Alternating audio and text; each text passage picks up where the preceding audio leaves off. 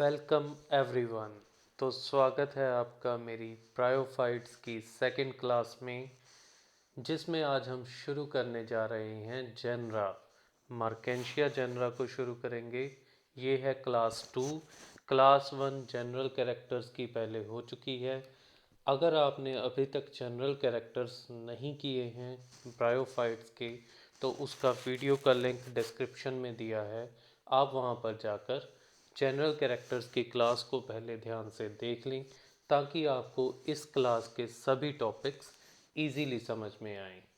इस क्लास में हम मार्केंशिया के क्लासिफिकेशन से शुरू करके इसके vegetative structure, reproduction, alternation of generation, सभी टॉपिक्स डिटेल में कवर करेंगे। और अगर अभी तक आपने मेरे चैनल को सब्सक्राइब नहीं किया, तो प्लीज़ पहले इस चैनल को सब्सक्राइब कर लें, लाइक और शेयर कर लें। साथ में बेल आइकन को भी प्रेस करें, ताकि सभी नई वीडियोस, इन्फॉर्मेटिव वीडियोस की नोटिफिकेशन आप तक पहुंचती रहे। तो चलिए स्टार्ट करते हैं आज की क्लास। नीतिश एक्सप्लेन्स में सपोर्ट करना ना भूलें, मेरे चैनल को लाइक, कमेंट और सब्सक्राइब। तो आज की क्लास में हम शुरू कर रहे हैं मर्केंशिया। मर्केंशिया जो है वो अपना एक टाइप जीनस है। टाइप जीनस है ब्रायोफाइट्स का। इसकी क्लासिफिकेशन अभी तक नहीं की है हमने। क्लासिफिकेशन वाला पार्ट हम एंड में करेंगे, ताकि आपको तब तक सभी अलग अलग क्लासेस के कैरेक्टर्स जो हैं वो समझ में आ जाए, और उसके बाद क्लासिफिकेशन को याद करना आपके लिए इजी हो जाए। तो टाइप जीनस है मर्केंशिया। किसका टाइप जीनस है? ये है ऑर्डर मर्केंशिएलीज का टाइप जीनस। तो आप यहाँ पर देख रहे होंगे division Bryophyta, class Hepaticopsida, order Marchantiales, family Marchantiaceae, genus Marchantia. तो इस क्लासिफिकेशन में मैंने कुछ वर्ड्स के पार्ट्स को, जैसे हिपैटिक ऑप्सिडा में ऑप्सिडा को, मर्केंशिएलीज में एलीज को, और फैमिली में एसी को मैंने डार्क किया है। ये डार्क इसलिए किया है ताकि आपको पता चल सके कि ये सफिक्स जो हैं वो स्पेसिफिकली क्लास, ऑर्डर और फैमिली के लिए यूज़ किए जाते हैं। हिपैटी वर्ड इस टाइप की शेप के लिए होता है, तो जो इसका थैलस है, इस क्लास में प्रेजेंट अलग अलग जेनरा का थैलस है, उसकी शेप जो है वो नियरली ऐसे होती है। तो इसलिए इसको हिपैटिकोप्सिडा क्लास में रखा गया है। टाइप जीनस मर्केंशिया के नाम पर, ऑर्डर का नाम मर्केंशिएलीज और फैमिली का नाम मर्केंशिएसी रखा गया है। अब इसकी डिटेल में बात करें क्लासिफिकेशन के बाद, तो इसकी टोटल 65 स्पीशीज़ मिलती हैं ऑल ओवर द वर्ल्ड, जिसमें से 11 स्पीशीज़ इंडिया में मिलती हैं। तो अगर आपको ये पता है कि टोटल ब्रायोफाइट्स की वर्ल्ड में कितनी जनरा और स्पीशीज़ मिलती हैं, तो उसके कंपैरिजन में आप मर्केंशिया की जनरा और मर्केंशिया की स्पीशीज़ और इंडिया में मिलने वाली स्पीशीज़ के बारे में कंपैरिजन कर सकते हैं। ये टोटल ब्रायोफाइट्स का हमने बताया था अपनी जनरल कैरेक्टर्स वाली क्लास में। कॉमन इंडियन स्पीशीज़ जो हैं वो कौन कौन सी हैं? 5 स्पीशीज़ के हमने नाम याद करने हैं। मर्केंशिया पॉलीमोर्फा, पाल्मेटा, नेपालेंसिस, इंडिका और सिमुलिना। ये जो सिमुलिना है ये शिमला में मिलता है स्पेसिफिकली। फर्स्ट टाइम इसका जो टाइप फॉर्मेट है, जो फर्स्ट टाइम इसको ऑब्ज़र्व किया गया था, वो शिमला एरिया से ऑब्ज़र्व किया गया था, इसलिए इसको सिमुलिना उस टाइम से कहा जाता है। इसकी स्पीशीज़ का नाम सिमुलिना रखा गया है। तो अब इसकी जनरल कैरेक्टर्स के बेसिस पे, जैसे हमने जनरल कैरेक्टर्स किए थे, वैसे ही हम आगे इसकी प्लांट बॉडी को, इसके रिप्रोडक्टिव मेथड्स को, स्ट्रक्चर को स्टडी करेंगे। तो सबसे पहले मेन प्लांट बॉडी, जैसे कि सभी ब्रायोफाइट्स में होती है, इसमें भी गैमीटोफिटिक है। गैमीटोफिटिक का मतलब है कि ये हैप्लॉयड प्लांट बॉडी है। इसमें single set of chromosome present होगा हर सेल में। इसकी जो प्लांट बॉडी है वो थैलॉइड है। थैलॉइड टर्म भी जनरल कैरेक्टर्स वाली क्लास में मैंने कई बार बताई थी। वो plant body which is not differentiated into true root, stem और लीव्स। तो ये इसकी जनरल और मेन प्लांट बॉडी है। अब इसकी मॉर्फोलॉजी की बात करें तो मॉर्फोलॉजी देखें तो ये एक प्रोस्ट्रेट प्लांट है। प्रोस्ट्रेट का मतलब है कि ये फ्लैट, बिल्कुल ज़मीन से टच करके पड़ा होता है पूरा इसका सरफेस। क्योंकि ये फ्लैट है तो इसकी एक लोअर सरफेस होगी जो ज़मीन की तरफ होगी, एक इसकी अपर सरफेस होगी जो ज़मीन से दूर होगी। तो इसकी जो लोअर सरफेस है उसको कहते हैं वेंट्रल सरफेस, जो इसकी अपर सरफेस है उसको कहते हैं डोर्सल सरफेस। इसीलिए इस प्लांट को कहा जाता है डोर्सी वेंट्रल सिमेट्री है इसकी। ये फ्लैशी है, आपको देखने में ही पता चल रहा होगा कि ये समवट फ्लैशी लगता है। 3 डायमेंशन में पेरन का इमीटर स्ट्रक्चर की तरह है। डार्क ग्रीन इसका कलर है। डाइकोटोमस ब्रांचिंग है। डाइकोटोमस ब्रांचिंग भी मैंने अपनी जनरल वाली क्लास में बताई थी। डाइकोटोमस ब्रांचिंग किस तरह से कि हर बार जब भी ब्रांचिंग होती है तो हमेशा दो दो ब्रांचेस प्रोड्यूस होती हैं। हर ब्रांच को इसकी लोब कहा जाता है। तो ये एक लोब हो गया, ये दूसरा लोब हो गया। इस तरह से लोब्स जो हैं वहाँ पर बनते हैं। तो अब हम बात करते हैं इसके दोनों सरफेसेस की। तो सबसे पहले डोर्सल सरफेस। डोर्सल सरफेस क्या है? तो डोर्सल सरफेस यही है जो ऊपर डायग्राम में पिक्चर में शो हो रहा है। ये है डोर्सल सरफेस, इसके डोर्सल सरफेस का व्यू है। और ये जो नीचे शो हो रहा है ये इसके वेंट्रल सरफेस का व्यू है। ये जो डोर्सल सरफेस है इसमें एक प्रोमिनेंट मिडरिब या लॉन्गिट्यूडिनल फरो होती है। तो मिडरिब काफ़ी प्रोमिनेंट होती है यहाँ पर। आप यहाँ पर देख सकते हैं कि ये वाला जो शेडेड पोर्शन है ये शेडेड है ही इसलिए कि यहाँ पर जो है मिडरिब प्रेजेंट है। तो ये एक लोब, ये दूसरा लोब, इन दोनों लोब्स के बीच में ये प्रोमिनेंट स्वोलन पोर्शन है, दैट इज इट्स मिडरिब। इस पर डायमंड शेप्ड पॉलीगोनल एरियाज दिखते हैं जब हम इसको एक हैंड लेंस से देखते हैं।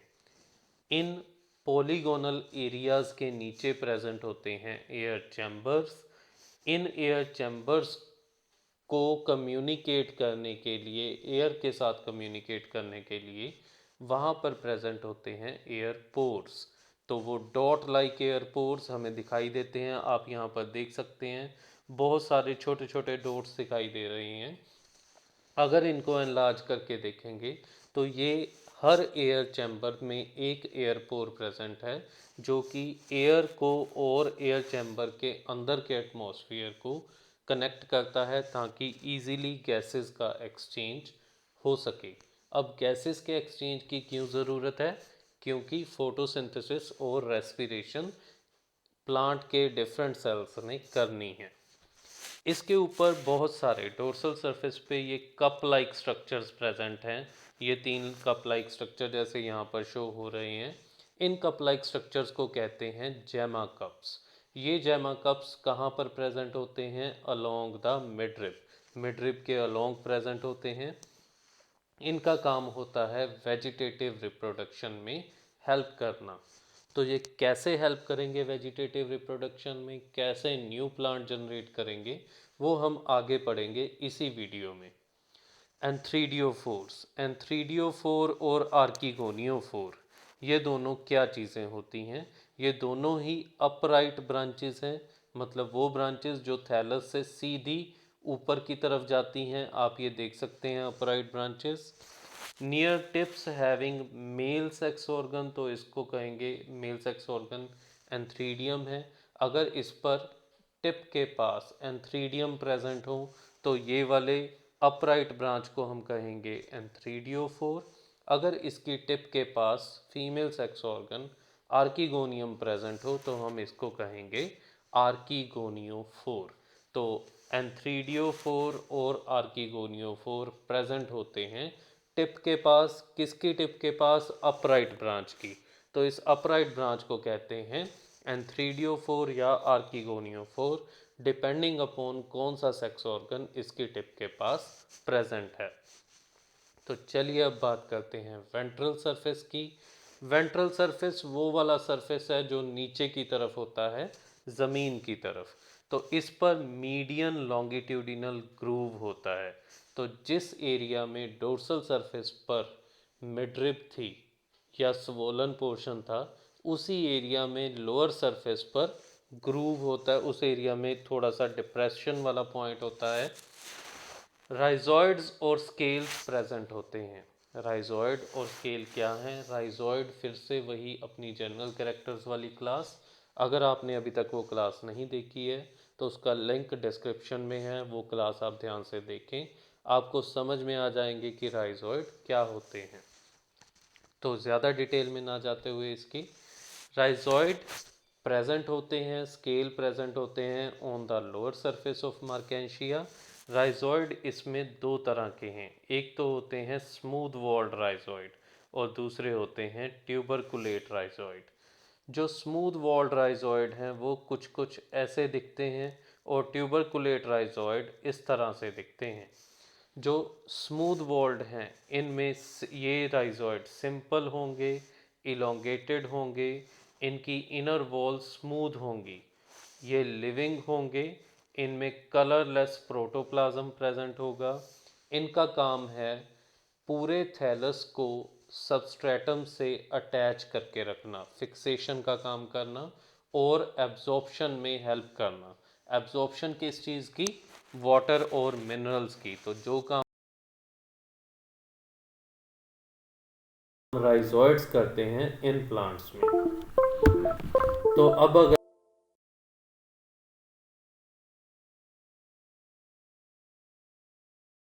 इलोंगेटेड हैं, ट्यूब लाइक हैं, पेग लाइक इन ग्रोथ्स हैं, इनको क्या कहते हैं? ट्यूबरसल्स। तो ये कहाँ पर प्रेजेंट हैं? आप इस राइजॉइड के स्ट्रक्चर में देख सकते हैं कि आपको छोटे छोटे डार्क डॉट्स दिख रही हैं। ये डॉट्स क्या हैं? इन ग्रोथ्स हैं, जो कि सरफेस व्यू में सर्कल की तरह दिखती हैं। ये शुरू शुरू में लिविंग होते हैं ये वाले राइजॉइड, बट जैसे जैसे मैच्योरिटी की तरफ जाते हैं इनमें प्रोटोप्लाज्म जो है वो ख़त्म हो जाता है, इसलिए ये डेड हो जाते हैं। ये स्केल्स के नीचे से अराइज करते हैं और सरफेस के पैरेलल पैरेलल मूव करते हैं। जैसे अगर हम साइड व्यू में देखें तो ये थैलस का सरफेस है, तो जो राइजॉइड्स हैं वो इस तरह से ग्रो करते हैं इसके पैरेलल, ताकि ये एक कैपिलरी कंडक्टिंग सिस्टम बना सकें, एक इस तरह का सिस्टम बना सकें जिससे कि मॉइस्चर इसमें रिटेन करके रखा जा सके। क्योंकि इन्होंने मॉइस्ट और शेडी कंडीशंस में ग्रो करना है, तो मॉइस्चर की ज़रूरत को पूरा करने में ये हेल्प करते हैं राइजॉइड्स। तो सिंपल राइजॉइड या स्मूथ वॉल्ड राइजॉइड जो हैं वो हेल्प करते हैं पानी को एब्जॉर्ब करने में। ट्यूबरकुलेट राइजॉइड जो हैं वो हेल्प करते हैं इस मॉइस्चर को रिटेन करके रखने में, उसका लॉस इजीली नहीं होने देते। तो अब अगर बात करें स्केल्स की, तो स्केल्स भी हमारे पास दो तरह के होते हैं। मार्केंशिया पॉलीमॉर्फा की अगर बात करें तो इसमें 3 रोज प्रेजेंट होती हैं स्केल की। 3 रोज, एक इनर, एक मिडल और एक आउटर रो प्रेजेंट होती है। अगर ये थैलस है, थैलस का लोअर सरफेस, यहाँ पर इसका है लॉन्गिट्यूडिनल ग्रूव, तो इनर रो, मिडल रो और आउटर रो, इस तरह से 3 रोज प्रेजेंट होती हैं स्केल्स की, यहाँ पर और यहाँ पर। जो इनर रो है उसको मीडियन रो भी कहते हैं, मतलब मिडल में प्रेजेंट है, बिल्कुल थैलस के सेंटर में। आउटर रो जो है उसको मार्जिनल रो भी कहते हैं, क्योंकि ये बिल्कुल थैलस के मार्जिन के पास प्रेजेंट है। इनर रो के जो स्केल्स हैं वो अपेंडिकुलेट होते हैं। अपेंडिकुलेट स्केल्स क्या होते हैं? इस तरह के, ये खुद वेज शेप्ड हैं और इनके टिप पर एक अपेंडेज, एक एक्स्ट्रा एनलार्ज्ड पोर्शन जो है वो लगा होता है। इसीलिए इनको अपेंडिकुलेट स्केल्स कहा जाता है। मगर जो मिडल और आउटर रो के स्केल हैं वो सिंपल हैं या लिगुलेट हैं। सिंपल या लिगुलेट का मतलब क्या है कि इन स्केल्स के ऊपर कोई भी अपेंडेज प्रेजेंट नहीं है, ये टंग शेप्ड होते हैं। चाहे कोई भी स्केल हो, अपेंडिकुलेट हो या सिंपल स्केल हो, वो हमेशा मल्टी सेलुलर होगा। आप देख सकते हैं बहुत सारे सेल्स के बने हैं। मेम्ब्रेनस होगा, मतलब मेम्ब्रेन की तरह पतला होगा। प्लेट लाइक होगा, अगर इसको साइड व्यू में देखें तो ये बिल्कुल पतला ऐसे दिखेगा, ऐसे बिल्कुल। और वन सेल लेयर थिक होंगे। पर्पल इनका कलर होता है। तो आप अगर डायग्राम को ध्यान से देखें वेंट्रल सरफेस की, तो इनमें आपको ये डार्क कलर ब्राउन कलर दिख रहे हैं, इनमें कहीं कहीं थोड़ा थोड़ा पर्पल कलर भी दिख रहा है। तो वो पर्पल कलर किसकी वजह से है? स्केल्स की वजह से है। मार्जिनल सेल्स जो होते हैं स्केल्स के, अगर हम अब स्केल पे ध्यान दें, चाहे वो अपेंडिकुलेट स्केल है चाहे वो सिंपल स्केल है अपना लिगुलेट वाला, तो दोनों के ही जो मार्जिनल सेल हैं, यहाँ वाले सेल हैं, ये मार्जिनल सेल जो हैं कभी कभी पेपिलेट हो जाते हैं। इनमें म्यूसिलेज स्टोर हो जाता है और ये स्वोलन हो जाते हैं। ऐसे सेल्स जो हैं बाद में मॉइस्चर एब्जॉर्ब करते हैं और मॉइस्चर को रिटेन करके रखने का काम करते हैं। यही म्यूसिलेज जो है वो थैलस को डेसिकेशन से बचाता है। डेसिकेशन मतलब पानी की कमी नहीं होने देता, पानी का एक्सेसिव लॉस नहीं होने देता। स्केल्स इट मींस मॉइस्चर को रिटेन करके रखने में हेल्पफुल होते हैं। तो ये थी सारी इसकी morphology. Dorsal surface, ventral surface. Dorsal surface पे कौन कौन से स्ट्रक्चर हैं? जैमा कप्स हैं, मिडरिब है या सेक्स ऑर्गन वाली, अपराइट ब्रांचेस एंड थ्रीडियोफोर और आर्किगोनियोफोर हैं।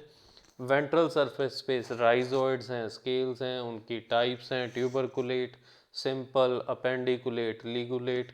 तो आप इन सभी को ध्यान से कर लें।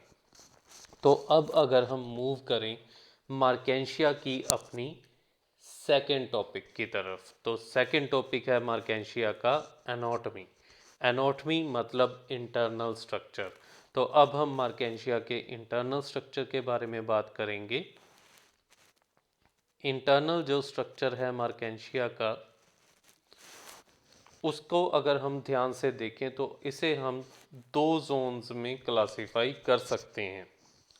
वैसे तो तीन पार्ट्स हो सकते हैं इसके, मगर हम दो जोन और एक एपिडर्मिस वाला पार्ट बनाते हैं। तो ये है हमारी अपर एपिडर्मिस, ये है हमारा पहला जोन फोटोसिंथेटिक जोन।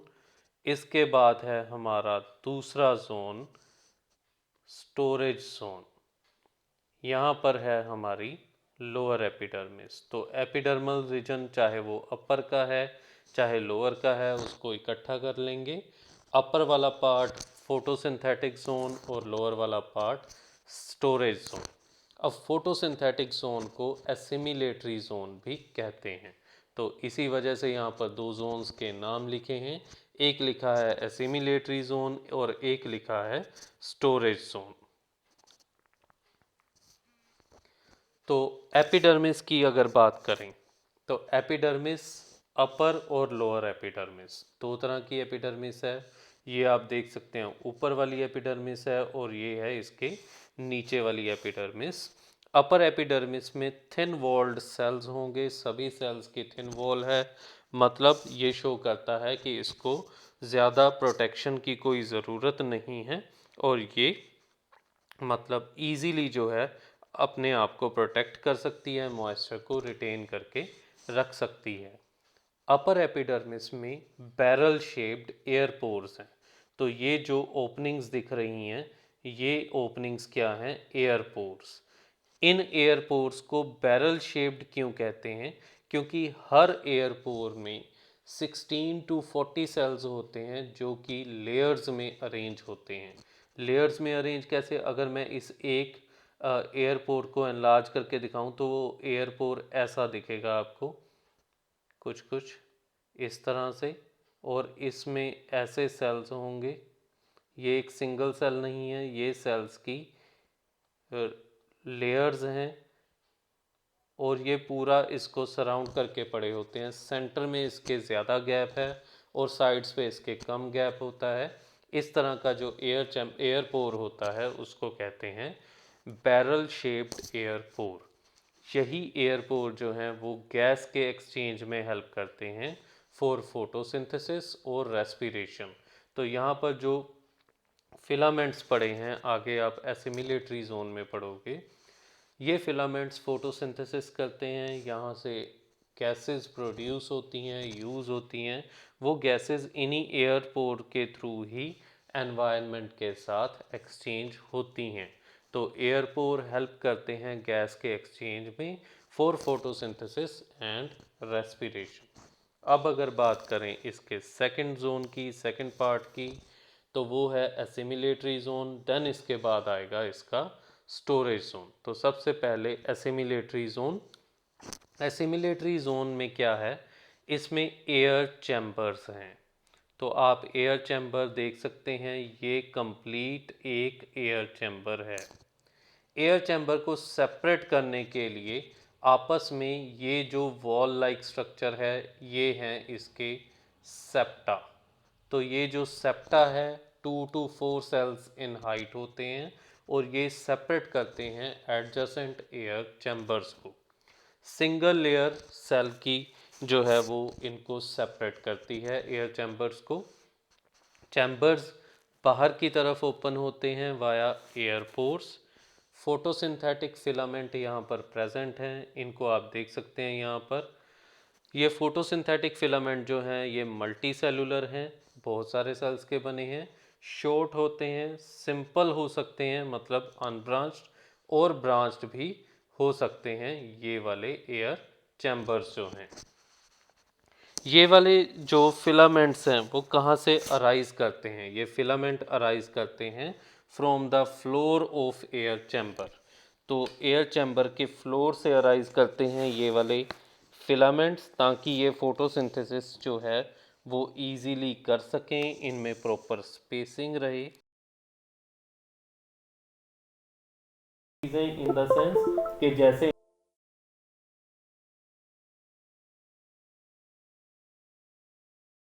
तो वो सभी चीज़ें इनको ईज़िली अवेलेबल हों, तो उसके लिए ये फ्लोर से अराइज करेंगे और इनमें स्पेसेस भी सफिशेंटली होगी।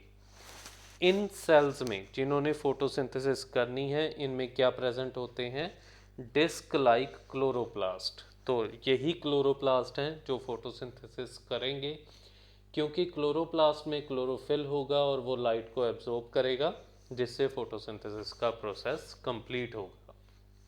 नेक्स्ट आएगा हमारे पास इसका अगला जोन स्टोरेज जोन। ये जो लोअर वाला एंड दिखाया हुआ है इसका स्टोरेज जोन, इसको मैंने लेबल किया है।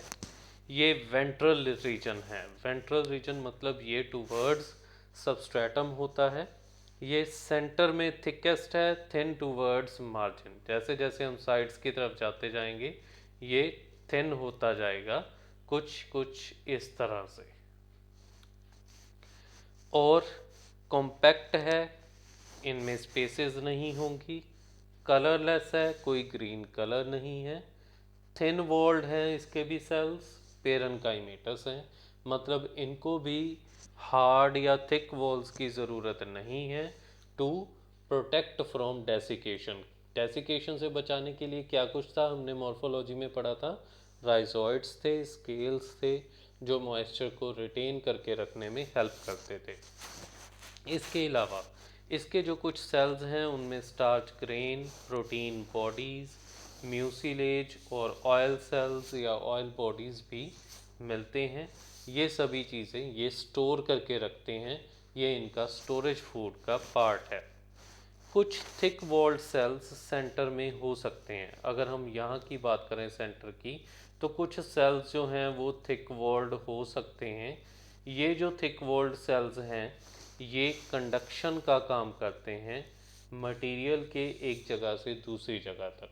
हालांकि इन्हें कंडक्शन की कोई ज़्यादा ज़रूरत नहीं है, इनमें वेस्कुलर सिस्टम वेल डेवलप्ड नहीं होता, फिर भी हो सकता है कि किसी ओल्डर मर्केंशिया के थैलस में कुछ सेल्स थिक वॉल्ड हो जाएं और वो कंडक्शन का काम जो है करने लग जाएं।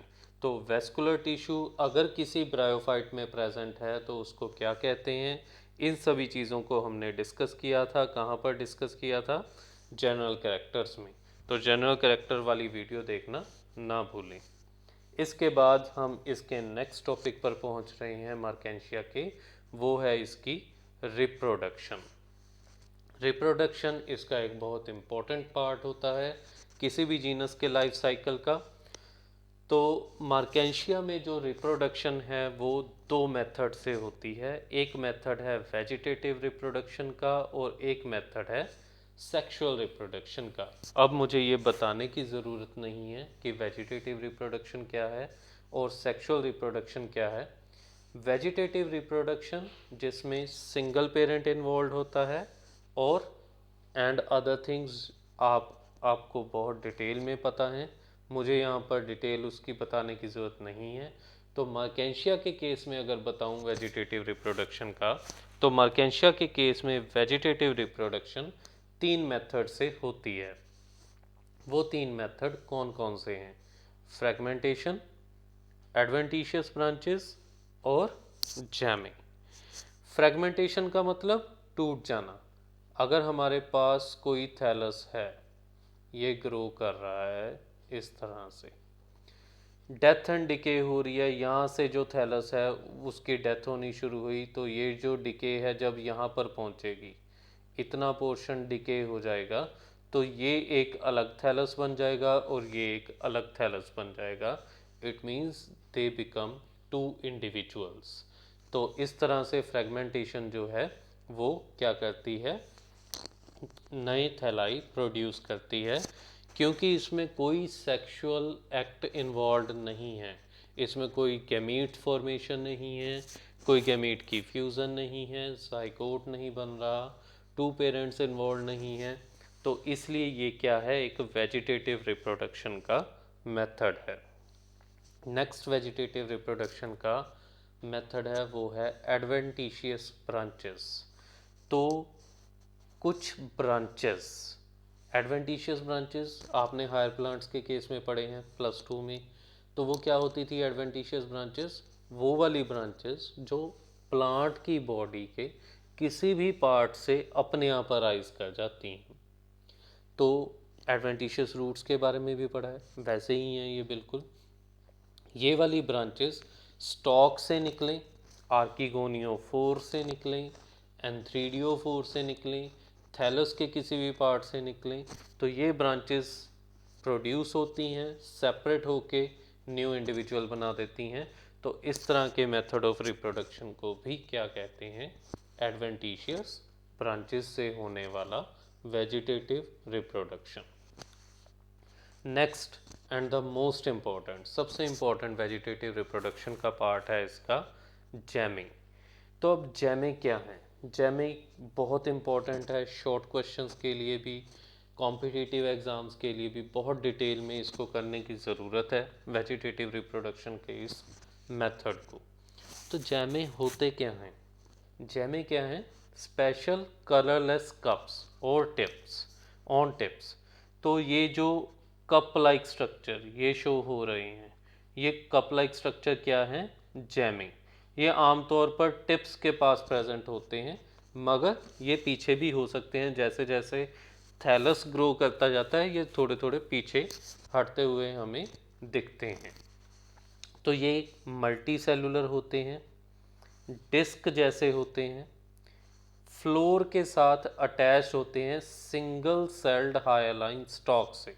तो अब यहाँ पर फ्लोर के साथ अटैच हमें क्या दिख रहा है? तो ये चीज़ है एक्चुअली में जैमा। ये वाला, ये जो 8 शेप्ड स्ट्रक्चर है ये है जैमा। ऐसे बहुत सारे स्ट्रक्चर प्रेजेंट होते हैं जैमा कप में। तो ये जो आपको दिख रहे हैं ये क्या है? जैमा कप। इन जैमा कप्स में प्रेजेंट होते हैं जैमे। तो जैमे जो हैं इनमें प्रेजेंट हैं, ये मल्टी सेलुलर हैं, डिस्क लाइक हैं, फ्लोर के साथ अटैच होते हैं हायालाइन स्टॉक से। तो आप देख सकते हैं कि यहाँ पर एक छोटा सा स्टॉक दिख रहा है आपको, जिसके साथ ये जैमा अटैच है कप के फ्लोर के साथ। 8 शेप्ड हैं, look like by convex lens like in side view. अगर इनको आप साइड से देखेंगे तो ये आपको इस तरह के दिखेंगे, बाई कन्वेक्स लेंस लाइक। तो एक कन्वेक्स लेंस, दूसरा कन्वेक्स लेंस, अगर इसको हम इस साइड से देखेंगे तो इस तरह से ये दिखते हैं। इनका ग्रोइंग पॉइंट जो है वो इनकी नॉचेस में होते हैं। ये है इसकी नॉच, एक ग्रोइंग पॉइंट इधर है, एक ग्रोइंग पॉइंट इधर है। ग्रीन कलर के हैं, इनमें ऑयल या राइजोइडल सेल्स हो सकते हैं। ऐसे सेल जो ऑयल स्टोर कर रहे हैं या ऐसे सेल जो ग्रो करके राइजोइड प्रोड्यूस करेंगे, वो प्रेजेंट हो सकते हैं। डिस्पर्सल, जब भी मैच्योरिटी होती है, यंग कंडीशन में ये कप्स बंद होते हैं, यहाँ से ये कप बंद होगा यहाँ से, और जब भी मैच्योरिटी होगी ये कप ओपन हो जाएगा। जैसे ही ये कप ओपन हो जाएगा, रेन आएगी तो इन कप्स में पानी भर जाएगा। जैसे इन कप्स में पानी भरेगा तो इसके जो स्टॉक वाले सेल्स हैं वो पानी को एब्जॉर्ब करेंगे, म्यूसिलेजिनस हो जाएंगे और वो क्या होंगे, ब्रेक हो जाएंगे। तो अगर यहाँ पर पानी भर गया तो यहाँ पर इनके ये वाले सेल्स ब्रेक हो जाएंगे और ये जो जैमे हैं ये फ्लोट करने लग जाएंगे यहाँ पर पानी में। अब पानी के साथ ये मूव करके पहुँच जाएंगे किसी न्यू सबस्ट्रेटम पे, और उस न्यू सबस्ट्रेटम पे जाके अंडर फेवरेबल कंडीशंस ये ग्रो करेंगे और एक न्यू प्लांट बना देंगे। अब ये वहाँ पर न्यू प्लांट कैसे बनाएंगे, इनकी नोच में जो एपिकल सेल था, ग्रोइंग पॉइंट था, वहाँ से ब्रांचेस निकलेंगी। ये ब्रांचेस जो हैं वो ग्रो करती जाएंगी, इनकी आगे डाइकोटोमी होगी, दो दो ब्रांचेस बनती जाएंगी और अल्टीमेटली डेथ एंड डिके से ये वाला पोर्शन जो है ये सारा ख़त्म हो जाएगा और ये इंडिविजुअल थैलस बन जाएंगे। तो इस तरह से होती है इनमें रिप्रोडक्शन, वेजिटेटिव रिप्रोडक्शन, और ये बहुत ही यूज़फुल मेथड है जैमे के साथ रिप्रोडक्शन का। तो एक बार इसका प्रोसेस देखें, कप में वाटर फिल्ड हो जाएगा, म्यूसिलेज सेल्स वाटर को एब्जॉर्ब करेंगे और स्वेल हो जाएंगे, स्टॉक ब्रेक हो जाएगा, जैमे जो हैं रेन वाटर के साथ डिस्पर्स करेंगे, सूटेबल सबस्ट्रेटम पर पहुंचेंगे। सूटेबल सबस्ट्रेटम पर पहुंचने के बाद इनका डोर्सल या वेंट्रल सरफेस डिस्टिंक्ट नहीं है। मतलब हम ये नहीं कह सकते कि इनमें से कौन सा सरफेस डोर्सल है या कौन सा वेंट्रल है। तो जो भी सरफेस निचली तरफ होगा जैमे का, वो वाला सरफेस क्या बन जाएगा, वेंट्रल सरफेस। वहाँ से कुछ राइजोइडल सेल ग्रो करेंगे, अटैच हो जाएंगे सबस्ट्रेटम के साथ, एपिकल सेल्स एक्टिव हो जाएंगे, वो दोनों डायरेक्शन में, ऑपोजिट डायरेक्शन में ग्रो करेंगे। ग्रो करने के बाद थैलस बनाएंगे, पुराने थैलस का, पुराने पार्ट का डेथ एंड डिके होगा तो दो नए थैलाई जो हैं वो प्रोड्यूस हो जाएंगे। यहाँ पर खास ध्यान रखने वाली बात ये है कि अगर ये जैमा कप मेल प्लांट में बना तो ये आगे भी ग्रो करके क्या बनाएगा, मेल प्लांट ही बनाएगा। अगर ये जैमा कप फीमेल प्लांट में बना तो ये आगे भी ग्रो करके फीमेल प्लांट ही बनाएगा। तो ये सारी चीज़ इसके बारे में ध्यान रखने वाली थी। वेजिटेटिव रिप्रोडक्शन के सभी पार्ट्स कंप्लीट हो गए। सबसे इम्पोर्टेंट जैमे, शॉर्ट क्वेश्चंस के लिए काफ़ी इम्पोर्टेंट है, इसको आपने पूरा ध्यान से करना है। नेक्स्ट जो है इसका वो है हमारे पास sexual reproduction. Sexual reproduction general characters में आप रिकॉल करके देखें तो मैंने आपको बताया था ब्रायोफाइट्स में क्या होती है, oogamous। अब oogamous क्या है, आइसो एनाइसो वो को मैंने एक्सप्लेन किया है, वहाँ पर आप दोबारा से देख सकते हैं वो वीडियो अगर आपको रिकॉल नहीं हुआ तो। मर्केंशिया में क्या होती है, डायोशियस कंडीशन। डायोशियस कंडीशन क्या है, मतलब इसमें मेल प्लांट और फीमेल प्लांट अलग अलग होते हैं। मेल प्लांट पर एंथ्रीडिया डेवलप होंगे, फीमेल प्लांट पर आर्किगोनिया डेवलप होंगे। दोनों एक ही प्लांट पर डेवलप नहीं हो सकते। तो मेल थैलस और फीमेल थैलस अलग अलग होता है, चाहे मॉर्फोलॉजिकली वो देखने में हमें अलग अलग ना लगे, मगर मेल ऑर्गन मेल थैलस पर ही ग्रो करेगा और फीमेल ऑर्गन फीमेल थैलस पर ही ग्रो करेगा। इसलिए इस कंडीशन को क्या कहते हैं? Dioecious condition. तो डायोशियस कंडीशन है, इनमें सेक्स ऑर्गन्स की पोजीशन कैसी है? स्पेशल ब्रांचेस हैं, मैंने आपको पहले बताया। इन स्पेशल ब्रांचेस को क्या कहते हैं? जो डोर्सल सरफेस से ग्रो करती थी, इनको कहते थे एंथ्रीडियोफोर या आर्किगोनियोफोर। जनरली दोनों को हम क्या कह सकते हैं? गैमीटोफोर या रिसेप्टिकल्स। तो ये जो गैमीटोफोर या रिसेप्टिकल हैं, ये हैं हमारी स्पेशल अपराइट रिप्रोडक्टिव ब्रांचेस, जिनके टिप पर सेक्स सेल्स जो हैं या सेक्स ऑर्गन्स जो हैं वो डेवलप होते हैं।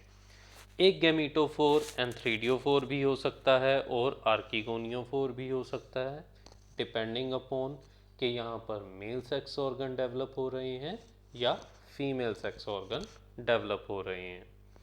सेक्स ऑर्गन्स आमतौर पर किस टाइम पर प्रोड्यूस होते हैं? अप्रैल मई में। जबकि वेजिटेटिव रिप्रोडक्शन तो थ्रू आउट द ईयर चलती रहती है, साल के किसी भी मंथ में हो सकती है, मगर सेक्सुअल रिप्रोडक्शन जो है वो कब होती है? अप्रैल या मई में। कंडीशंस किन कंडीशंस में होती है? जब ह्यूमिडिटी हाई हो, जब रेन हो रही होती है, नाइट्रोजन कंटेंट लो हो, पोल्यूशन कम हो, हाई कार्बोनेट कंटेंट हो, मतलब मैन्योर काफ़ी हो ज़मीन में, लॉन्ग फोटो पीरियड्स हों, डेज लंबे हों, तो लॉन्ग फोटो पीरियड्स में, इन सभी कंडीशंस में सेक्स ऑर्गन्स प्रोड्यूस होते हैं मार्केंशिया में। गैमीटोफोर होता क्या है? ये हमने ये तो बता दिया कि ये एक अपराइट ब्रांच है जो थैलस से ऊपर से निकल आई, मगर ये ब्रांच स्पेशली निकली कहाँ से? तो ये जो इसके लोब्स थे, जो पहले डाइकोटोमस डिवीज़न से बन रहे थे, तो एक डाइकोटोमी में कोई लोब जो है उसको स्टिमुलस मिला और वो बजाय प्रोस्ट्रेट ग्रो करने के वो अपराइट ग्रो कर गया। ये जो अपराइट ग्रो कर गया, इसने आगे फटाफट डाइकोटोमी की और 8 लोब वाली डिस्क प्रोड्यूस कर दी। तो यही डिस्क जो है वो क्या बनती है? अपनी इस अपराइट ब्रांच का एंड पॉइंट, जिस पर लगेंगे सेक्स ऑर्गन्स। और ये जो अपनी अपराइट ब्रांच है, ये एक डाइकोटोमी की एक ब्रांच थी जो मॉडिफाई होकर क्या करने लग गई? रिप्रोडक्शन में पार्टिसिपेट। तो गैमीटोफोर्स क्या हैं? मॉडिफाइड वेजिटेटिव ब्रांचेस हैं जो कि अपवर्ड ग्रो करती हैं। ये 1/2 ऑफ डाइकोटोमी से बनती हैं। स्टॉक जो है दोनों गैमीटोफोर का वो सेम होता है स्ट्रक्चर में। आप स्टॉक को देखकर नहीं बता सकते कि ये एंथ्रीडियोफोर का है या आर्किगोनियोफोर का। एक्सटर्नली भी और इंटरनली भी ये बिल्कुल सेम होते हैं। स्टॉक में डोर्सी वेंट्रल सिमेट्री है, जैसे डोर्सल और वेंट्रल सरफेस थैलस में डिफरेंशिएटेड थे। अपर साइड पर फोटोसिंथेटिक जोन, लोअर साइड पर स्टोरेज जोन, ऊपर एयर चैम्बर, नीचे राइजोइड्स वाला पार्ट, वैसे ही इसमें भी डोर्सी वेंट्रल सिमेट्री है। अगर आप इसको ट्रांसफर सेक्शन में चेक करें तो ये देख सकते हैं आप, एयर चैम्बर्स हैं, स्टोरेज जोन है, ये राइजोइडल जोन है, ग्रूव में प्रेजेंट है। सभी स्ट्रक्चर, फोटोसिंथेटिक जोन हो, एयर चैम्बर्स हो, स्टोरेज जोन हो, राइजोइडल ग्रूव्स हो, सभी यहाँ पर प्रेजेंट होते हैं। तो आई होप कि यहाँ तक आपको सब कुछ समझ में आ गया होगा। अगर आ गया है तो हम आगे मूव करते हैं। कमेंट सेक्शन में आप बताना ना भूलें कि आपने किस किस टॉपिक पर आपको प्रॉब्लम रही या कौन कौन से टॉपिक्स आपको इसमें अच्छे लगे, जो आपको अच्छी तरह से समझ में आ गए। तो हम मूव ऑन करते हैं अपने नेक्स्ट पार्ट की तरफ, एंथ्रीडिया। आगे मूव करने से पहले अगर अभी तक बेल आइकन प्रेस नहीं किया, सब्सक्राइब, लाइक और शेयर नहीं किया तो वो कर दें। एंथ्रीडिया, एंथ्रीडिया की बात करें तो एंथ्रीडिया जो है वो कहाँ पर ग्रो करेंगे? एंथ्रीडियो 4 पर। एंथ्रीडियो 4 में क्या कुछ होगा? स्टॉक होगा और डिस्क होगी। डिस्क के कितने लोब होंगे? 8 लोब्स। तो ये सारी चीज़ें मैं आपको ऊपर बता चुका हूँ। डिस्क के 8 लोब्स, नीचे एक स्टॉक है, ऊपर डिस्क है, और ये दोनों चीज़ें मिलकर बनाती हैं एंथ्रीडियो 4। हर लोब जो है वो थैलस की एक ब्रांच को रिप्रेजेंट कर रहा है, ये भी मैंने आपको बता दिया। डिस्क जो है मिडल में थिक होगी और इसका अपर सरफेस कनकेव होगा। तो अगर हम ये देखें तो ये डिस्क ऑलमोस्ट इस तरह से दिखेगी, इसका अपर सरफेस कनकेव होगा। इसका फ़ायदा क्या है कि जब रेन होगी तो यहाँ पर पानी इकट्ठा हो जाएगा, यही पानी फिर एंथ्रीडियल चैम्बर में जाएगा, वहाँ पर जाकर सेल्स को डिसॉल्व करेगा। एंथेरोजोइड निकलकर इसी पानी में स्विम करेंगे। पानी की बूंद गिरने से कुछ पानी जो उड़कर किसी आर्किगोनियोफोर की डिस्क पर जाकर गिरेगा तो वहाँ पर इसकी फर्टिलाइजेशन में हेल्प होगी। तो ये कनकेव डिस्क होने का भी बहुत फ़ायदा है। डिस्क मिडल में थिक है, इसका अपर सरफेस कनकेव है। एनाटॉमी बिल्कुल नॉर्मल थैलस की तरह है, वही photosynthetic, storage zone and all that. Antheridia 8 रो में ग्रो करते हैं एंथ्रीडियल चैम्बर्स में। तो एंथ्रीडियल चैम्बर्स कहाँ हैं? अब एंथ्रीडियल चैम्बर ये रहे, ये डार्क वाले, ये एंथ्रीडियल चैम्बर हैं। 8 रोज में ग्रो करते हैं, आप देख सकते हैं 1 2 3 4 5 6 7 8। तो 8 रोज में ग्रो कर रहे हैं अपने एंथ्रीडिया। तो इस तरह से ये सारा स्ट्रक्चर होता है। एंथ्रीडिया एक्रोपीटल सक्सेशन में ग्रो करते हैं। एक्रोपीटल सक्सेशन का मतलब क्या है? Oldest at the base, youngest at the tip. जो एंथ्रीडियम ओल्डेस्ट होगा वो कहाँ पर प्रेजेंट होगा? सेंटर की तरफ होगा, और जो यंगेस्ट होगा वो टिप की तरफ होंगे। तो यंग एंथ्रीडिया टिप की तरफ, oldest antheridia at the base मतलब सेंटर की तरफ प्रेजेंट होंगे। इस टाइप की अरेंजमेंट को क्या कहते हैं?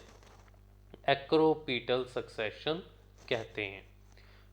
डिस्क के लोअर सरफेस पर राइजोइड या स्केल्स हो सकते हैं।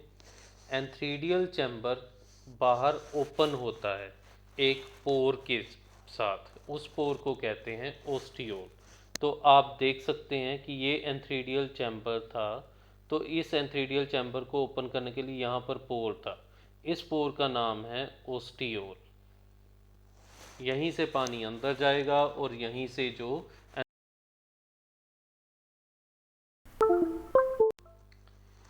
तो एंथ्रीडियल चैम्बर एक ओस्टियोल नाम के पोर से बाहर की तरफ ओपन होता है।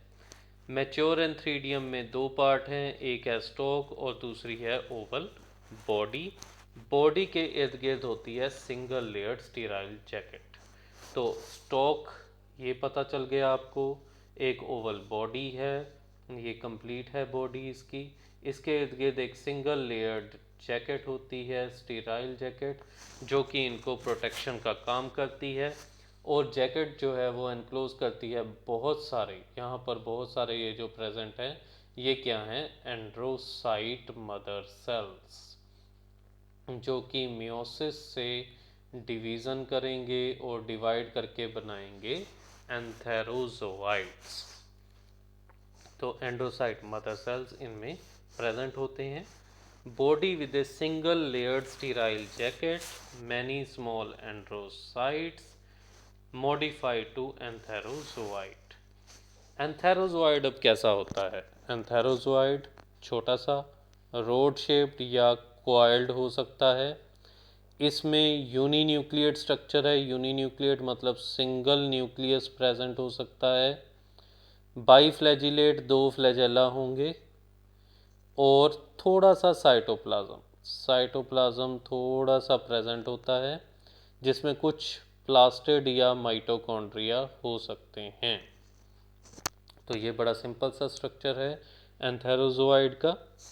डेहिसेंस वाटर की प्रेजेंस में होगी, चैम्बर पानी से भर जाएगा जब रेन होगी, एंड्रोसाइड सेल वॉल डिसॉल्व हो जाएंगी, जैकेट सॉफ्टन हो जाएगी, antherozoid ooze out floating on concave surface. तो ये सारी चीज़ मैंने आपको डायग्राम में पहले ही समझा दी। तो ये वाला हमारा पार्ट था पूरा एंथ्रीडिया, एंथ्रीडियोफोर और एंथेरोजोआइड तक। अब हम मूव करते हैं अपने नेक्स्ट पार्ट आर्कीगोनिया पर। आर्कीगोनिया आर्कीगोनियोफोर पर ग्रो करेगा, अपराइट ब्रांच जिसके टिप पर क्या लगेगा, female sex organ.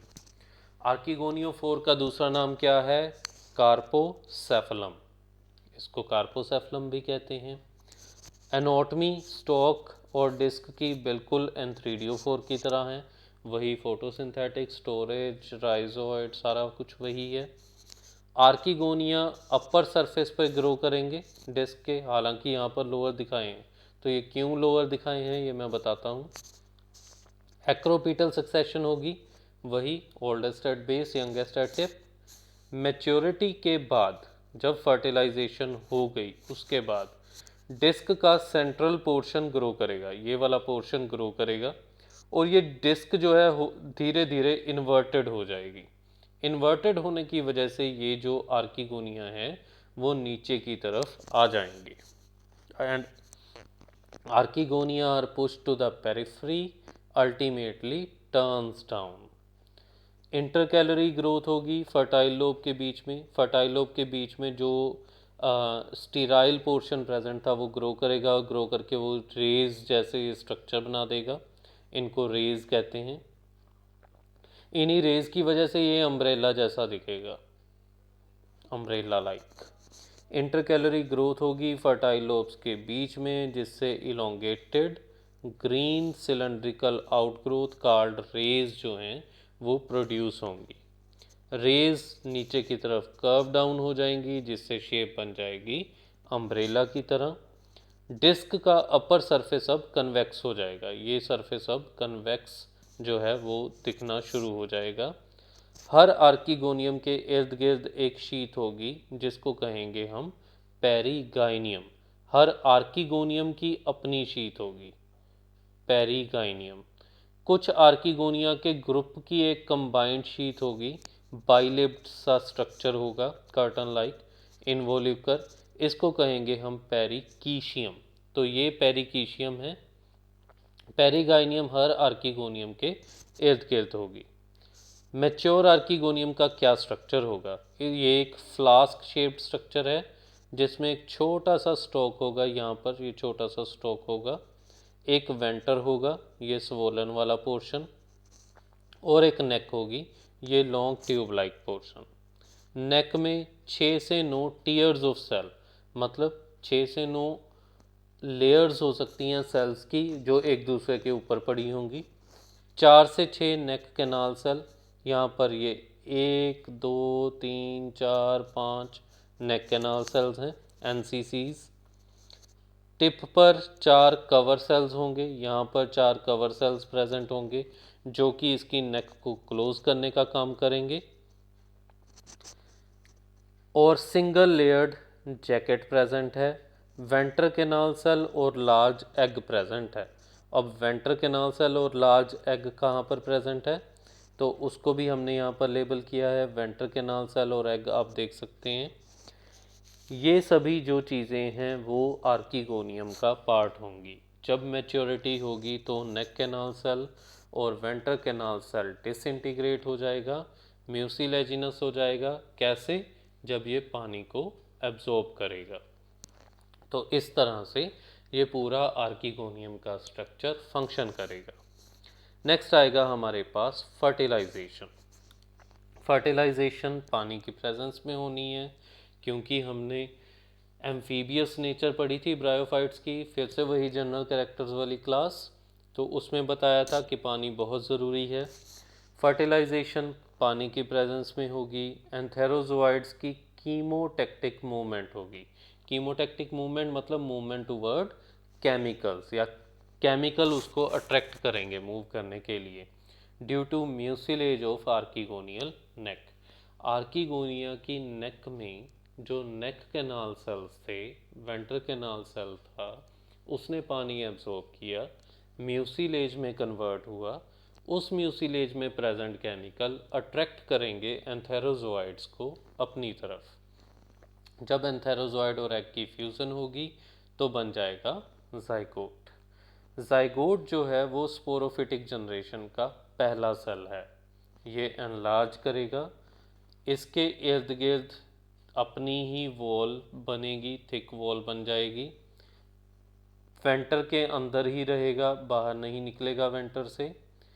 To layered vendor जो है वो भी टू लेयर्ड कैलिप्ट्रा में कन्वर्ट हो जाएगी, एक लेयर और ये दूसरी लेयर, तो ये टू लेयर्ड कैलिप्ट्रा बन जाएगी वेंटर की जैकेट से। अब बात करते हैं स्पोरोगोनियम की। स्पोरोगोनियम काफ़ी इम्पोर्टेंट पार्ट है। जब हम इसके जनरल टॉपिक्स पढ़ेंगे तो उसमें इसका कंपैरिजन के लिए यूज़ करेंगे। तो अब क्योंकि आर्कीगोनियम लोअर साइड पे है, आर्कीगोनियम में जाइगोट है जिसने डेवलप होकर स्पोरोगोनियम बनाना है, तो ये भी किस साइड पे होगा स्पोरोगोनियम? आर्कीगोनियल डिस्क की लोअर साइड पे। तो hanging from lower surface of archegonial disc. Sporogonium के तीनों पार्ट प्रेजेंट हैं, फुट, सीटा और कैप्सूल। ये रहा इसका फुट, ये रहा लॉन्ग इसका सीटा और ये रहा इसका कैप्सूल। कैलिप्ट्रा जो है वो रप्चर हो जाएगा जैसे ही स्पोरोगोनियम मैच्योर होगा, क्योंकि सीटा इलोंगेट करेगा, ये सीटा इलोंगेट करेगा। इसके इलोंगेट होने से ये कैप्सूल जो है बाहर की तरफ पुश होगा जिससे कैलिप्ट्रा ब्रेक हो जाएगा। पेरिगाइनियम जिसको पेरियंथ या स्यूडो इन्वोल्यूकर कहते हैं, पेरिकीशियम जिसको इन्वोल्यूकर कहते हैं, ये दोनों भी प्रेजेंट हैं। फुट एंकर शेप होगा, एंकर जैसे वो बड़े बड़े समुद्री जहाज़ों का एंकर होता है वैसे एंकर की तरह होगा, उसमें फिक्स करने में हेल्प करेगा गेमेटोफिटिक टिश्यू में। स्वोलन होगा, पेरन का इमेटस होगा, एब्जॉर्प्टिव एब्जॉर्ब करने में हेल्प करेगा और एंकरेज में हेल्प करेगा। सीटा शॉर्ट होगा, थिक, कनेक्ट करने का काम करेगा फुट को कैप्सूल से, कंडक्ट करेगा, जो मटेरियल फुट एब्जॉर्ब करेगा उसको कैप्सूल तक पहुंचाने के लिए। कैप्सूल को पुश करने का काम करेगा थ्रू प्रोटेक्टिव लेयर। अब प्रोटेक्टिव लेयर कौन कौन सी थी? कैलिप्ट्रा, पेरिगाइनियम, पेरिकीशियम। कैप्सूल, कैप्सूल क्या है? ओवल स्ट्रक्चर है, डिस्टल बिल्कुल लास्ट वाला है। इसकी वॉल सिंगल लेयर से बनी हुई है, सिंगल लेयर सेल से।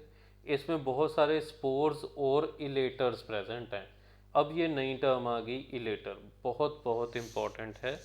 इलेटर्स क्या होते हैं? लॉन्ग, इनके टेपरिंग एंड हैं, नैरो होते हैं, ये स्पिंडल शेप्ड हो सकते हैं, स्टीराइल होंगे, फर्टिलाइजेशन या रिप्रोडक्शन में कोई रोल नहीं, डेड होंगे, 2 to 3 स्पाइरल थिकनिंग बैंड्स हो सकते हैं, हाइग्रोस्कोपिक हैं। हाइग्रोस्कोपिक मतलब मॉइस्चर की कंडीशंस के अकॉर्डिंग क्वाइल या अनक्वाइल हो सकते हैं, जिससे कि ये मूव करते हैं। अगर वेट कंडीशन होगी या ड्राई कंडीशन होगी तो उसके हिसाब से ये क्वाइल या अनक्वाइल होंगे, जिससे ये थोड़ा सा मूव करेंगे तो ये स्पोर्स के मास को लूज़ करने में हेल्पफुल रहेगा। स्पोर्स का मास लूज़ होगा तो स्पोर इजीली डिस्पर्स हो सकेंगे। तो मैच्योरिटी के टाइम पे जब ड्राई एयर पहुंचती है तो कैप्सूल की वॉल ब्रेक हो जाती है into 4 to 6 walls. Hygroscopic movement होती है इलेटर्स की, जिससे डिस्पर्सल में हेल्प मिलती है। एक बार स्पोर जो हैं वो हवा में आ गए तो फिर वो विंड या एयर या रेन से भी कभी कभी उससे डिस्पर्स होते हैं। Next part, young gametophyte. अब अपना साइकिल जो है वो कंप्लीशन की तरफ है। स्पोर बन गया, स्पोर कैसे बना? मियोसिस से, क्योंकि स्पोर मदर सेल्स, यहाँ पर स्पोर मदर सेल्स थे, इनकी मियोसिस हुई तो स्पोर्स प्रोड्यूस हुए। ये स्पोर अब क्या हैं? हैप्लॉइड हैं। स्पोर मदर सेल क्या थे? डिप्लॉइड।